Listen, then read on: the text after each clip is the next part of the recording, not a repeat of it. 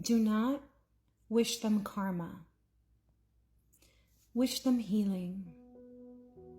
Because trust me that the situation that they're living, the experience that they're living is already causing them enough pain. And they may not act like it. They may act like they are above everything, or they have it all figured out, or they don't care. But they're in pain, silently. Pray for them.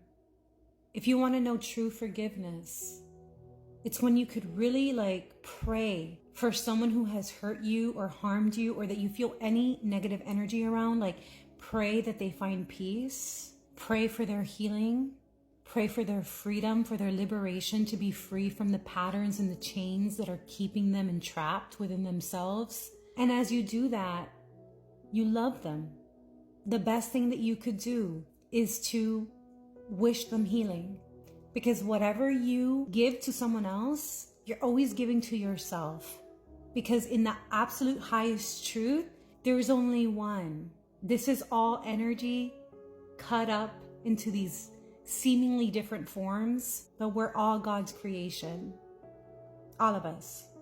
And as long as one of us isn't free, none of us are free. We're all in this together. None of us are perfect. All of us make mistakes. All of us struggle with something. All of us are doing the best that we can, believe it or not, given our programming, given our experiences, given our trauma, given our parents. All of us are doing the best that we can, and some of us cope in different ways. And that's not to excuse anyone's behavior. That doesn't mean you're a doormat. That doesn't mean to enable any kind of toxicity or to look the other way or brush things under the rug. That's not what this message is about at all. But it's just about grace. It's about mercy. It's like, what if you made that same mistake?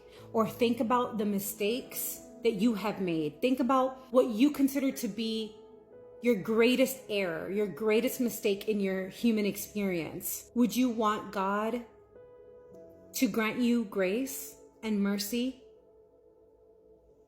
on that experience, on that situation? The same mercy, the same grace that you want for yourself, you give to another person. And what you give to another person, you're indirectly giving to yourself. Because, go with me here, I know this is very deep, but if you got this message, you could see this perspective. Everyone in our lives is a different aspect of our own being.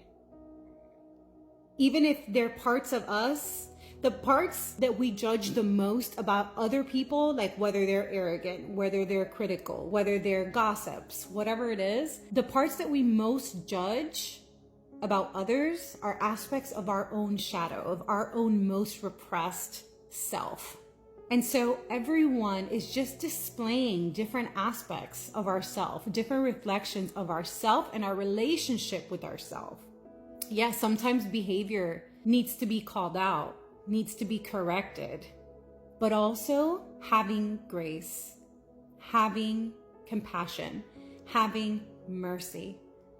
And yes, sometimes you need to separate yourself from others, including family members. And that's actually for the highest good, because what is the highest good for you is the highest good for all concerned.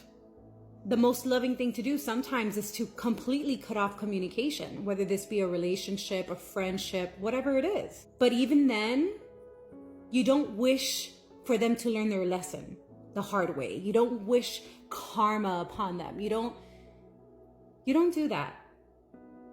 You just say, thank you for the lesson. Thank you for what you taught me.